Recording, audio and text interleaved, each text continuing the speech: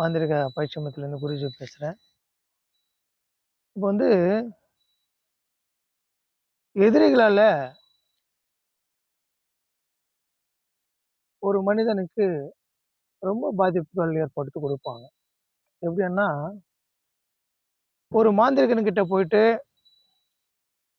அந்த மாந்திரீக பிரயோகம் பண்ணணும்னு சொல்லிட்டு ஒருத்தருக்கு மாந்திரீகம் பிரயோகம் பண்ணாங்கன்னா, அவங்க வாழ்க்கையில வந்து எந்த வகையிலயும் வந்து நல்லா இருக்கிறதுக்கு வாய்ப்பே இல்ல. அதிகமான சோதனைகள் அனுபவிப்பாங்க. பயங்கரமான கஷ்டங்கள் வரும். பண நஷ்டங்கள் ஏற்படும். சொத்து இருந்தா சொத்து விக்கிற மாரி ஆயிடும்.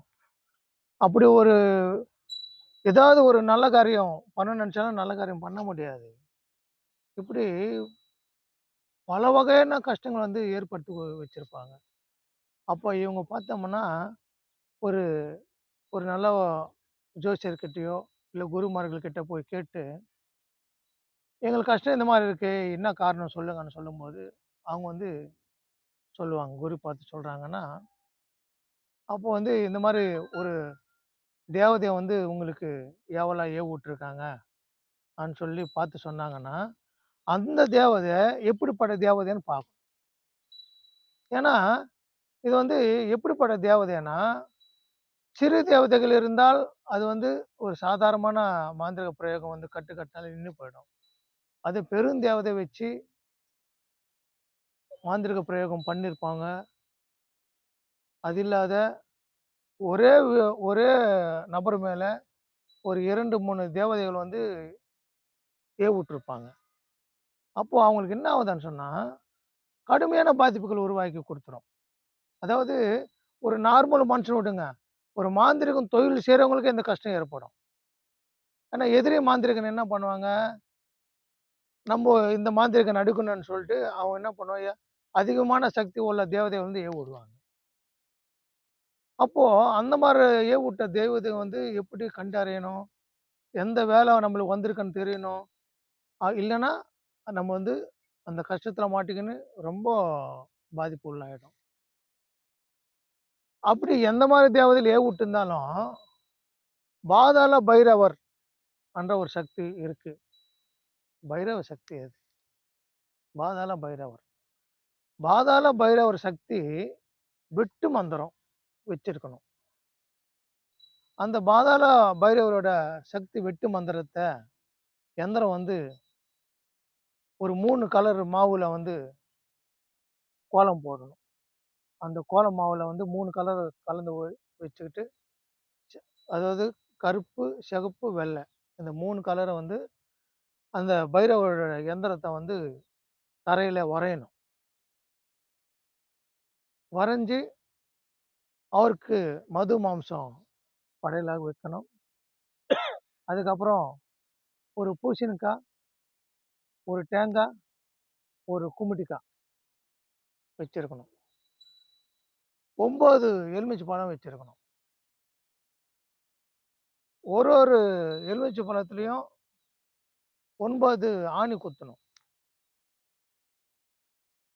குத்தி வச்சு, எந்த நபருக்கு வந்து இது ஏவல் செஞ்சிருக்காங்களோ, அந்த நபர வந்து அந்த எந்திரத்துல உட்கார வச்சு,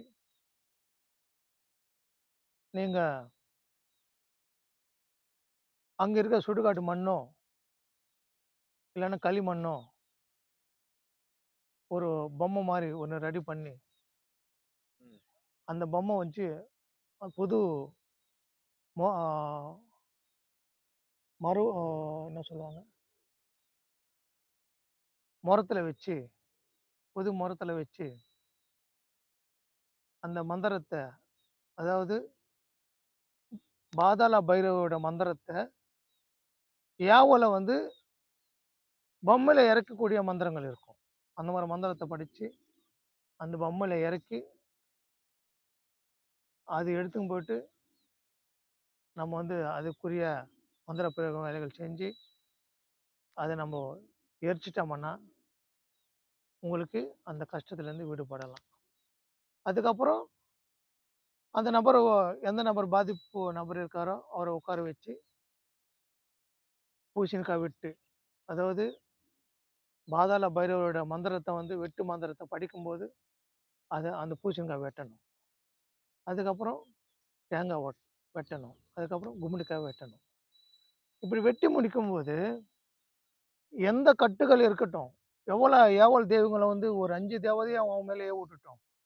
அப்ப கூட இந்த இந்த பாதாள பைரவரோட சக்தியால, அந்த வெட்டு மந்திரத்தால எல்லாமே பறந்து போயிடும். அதுக்கப்புறம் அவங்கள கூட்டின்னு வந்து ஒரு 3 குடம் தண்ணி ஊத்தணும். எப்படி ஊத்தணும்னு சொன்னா, வெத்தல வந்து எள்ளும் ரூ. 1 காயின தலையில வச்சு, அவங்க தலைமையில 3 குடம் தண்ணி ஊத்தி, துணிய மாத்திட்டு, அதுக்கப்புறம் தேக ரட்சை, பாதுகாப்பு ரட்சை கட்டினோம்னா அவங்களுக்கு சரியா போயிடும். பாதுகாப்பு ரட்சை வந்து ருத்ரனோட ரட்சையா கட்டணும். அப்பதான் அது கரெக்ட்டா வேலை செய்யும். இதுல என்ன ஒரு விஷயம்னு சொன்னா, பாதாள பைரவர்ன்றது ஒரு சக்தின்றதுனால, நம்ம வந்து சுடுகாட்டு மண்ணு எடுத்து செஞ்சோம்னா, சூப்பரா வேலை செய்யும். சரிங்களா? அதனால இது இந்த மாரியெல்லாம் வந்து நெறைய பேருக்கு தேவை. சாதா மனிதனுக்கும் இது தேவை. மாந்திரீகம் கத்துக்கிறவங்களுக்கும் இது தேவை. மாந்திரீகம் பயிற்சி பண்றவங்களுக்கு இது தேவை. ஒரு மாந்திரீகனா ஒரு ஊர்ல இருந்து அவங்க வந்து ஜெயிக்கணும்னாலும் இது தேவை. அப்படிப்பட்ட வித்தை இது. இல்லன்னா மாந்திரீக ஏவல் செஞ்சாங்கன்னா நம்ம அடிபட்டு ரொம்ப கஷ்டத்துல மாட்டிப்போம். அதனால இந்த முறைய பயன்படுத்துங்க. எல்லாரும் நல்லா இருக்க வேண்டிக்கிறேன். ஓம் நமச்சிவாய.